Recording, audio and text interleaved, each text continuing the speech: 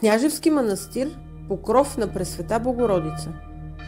Княжевският манастир, покров на Пресвета Богородица в Княжево е действащ девически манастир на Българската православна старостилна църква. Той е основан в края на 50-те години на 20 век от руският архиепископ Серафим Соболев, канонизиран през 2016 година като Свети Серафим Софийски чудотворец. Храмовият празник на манастира на Стария Параклис в Покровския корпус е на 14 октомври всяка година и съвпада с събора на Владайския манастир, който се намира в близост.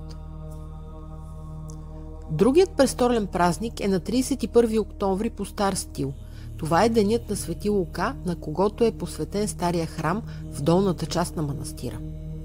Третият събор е на 26 февруари, денят на Свети Серафим, който съвпада по нов и стар стил и на него е посветен средния храм, който е отворен всяка неделя и на големите господски и богородични празници.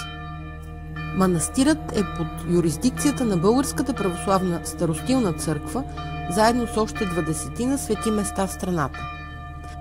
Един от културните приноси на обителта е създадената през десетилетия упорит труд и молитви иконописна школа, чието представители са Николай Шелехов, Магдалина Начева и други.